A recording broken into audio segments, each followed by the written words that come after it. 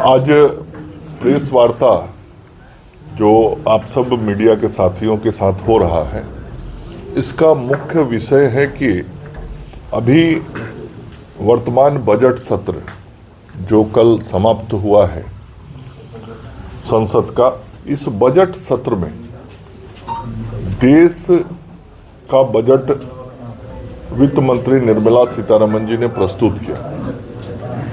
आदरणीय प्रधानमंत्री नरेंद्र मोदी जी के नेतृत्व में निर्मला सीतारमण जी ने जो बजट प्रस्तुत किया है, उस बजट की सराहना और प्रशंसा पूरे देश में हुई है, क्योंकि यह समेकित रूप से देश के विकास का बजट था। यह बजट समाज के सभी वर्गों को छूने वाला और समाज के सभी वर्गों को विकास का रास्ता दिखाने वाला और राहत देने वाला बजट था। और साथ ही हम सब जिस राज्य से आते हैं, बिहार के लिए इस बजट का बहुत ही विशेष मायने था, चूँकि बिहार के संदर्भ में विशेष उल्लेख रहा इस बजट में। बिहार को इस बजट से बहुत कुछ मिला है और बिहार के विकास के रफ्तार के लिए हमारे मुख्यमंत्री श्री नीतीश कुमार जी ने आदरणीय प्रधानमंत्री नरेंद्र मोदी जी से जो कुछ भी आग्रह किया था, मांगे रखी थी, मुख्यमंत्री जी के आग्रह को प्रधानमंत्री जी ने देश की इस बजट में बहुत अच्छे तरीके से समायोजित और समाहित करके बिहार के विकास का भी खाका इस बजट में खींचा है। और कुल मिला के ये राष्ट्रीय प्रगति और सामाजिक समृद्धि का बजट है और देश को 2047 तक जो विकसित करना है, विकसित राष्ट्र बनाना है, उस विकसित राष्ट्र के लिए यह बजट एक कदम और आगे बढ़ाने वाला है। मध्यम वर्ग के लिए यह बजट एक ऐतिहासिक अवसर लेके आया। युवा हो, महिला हो, किसान हो, ग्रामीण क्षेत्र हो, शहरी क्षेत्र हो, सभी क्षेत्र के और समाज के विभिन्न वर्गों के भी लिए विकास की बातें इसमें की गई हैं। हम यदि बिहार के संदर्भ में देखें तो सबसे बड़ा चीज हुआ है बिहार के किसानों के लिए। मैं कृषि मंत्री भी हूँ।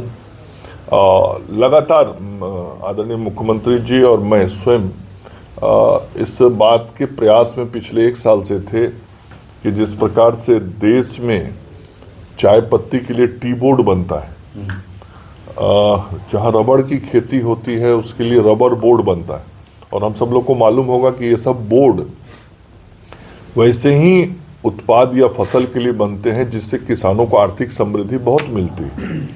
तो हम लोगों का डिमांड था कि आग्रह था कि मखाना बोर्ड बनाया जाए, और मखाना बोर्ड बनने से किसानों की आर्थिक समृद्धि बनेगी, व्यापार अंतर्राष्ट्रीय स्तर पर हो इसके रास्ते खुलेंगे।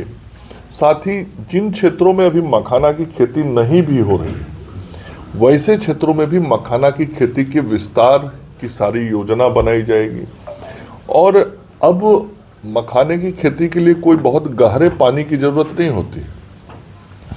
अब 1.5 फीट 2 फीट अपने खेत में भी मिट्टी काट के पानी डाल के हम मखाने की खेती कर सकते हैं और कर रहे हैं। बिहार के कई जिलों में ये हो रहा है। तो आगे आने वाले समय में हमको बिहार को विकसित करना है तो कृषि के क्षेत्र में नए नए आयाम ढूंढने पड़ेंगे और नए तरीके से किसानों की आर्थिक समृद्धि को बढ़ाने के रास्ते बनाने पड़ेंगे।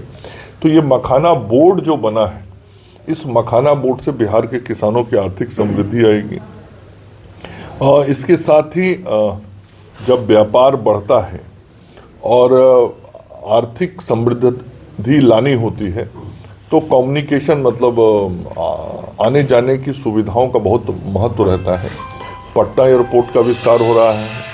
इसके अलावे बिहार में ग्रीनफील्ड के नए एयरपोर्ट बनाने के निर्णय हुए हैं। सिंचाई परियोजनाओं के लिए भी 50,000 हेक्टेयर भूमि की सिंचाई सुनिश्चित की जाए, इसके लिए काम हुआ है। बिहार के अंदर पर्यटन को बढ़ावा मिले, पर्यटन को बढ़ावा देने के लिए भी इस बजट में व्यवस्था की गई है। ये बिहार की धरती भगवान बुद्ध से जुड़े ऐतिहासिक स्थल यहाँ बहुत हैं, तो उन सारे क्षेत्रों को विकास भी किया जाए, इसका काम हुआ है।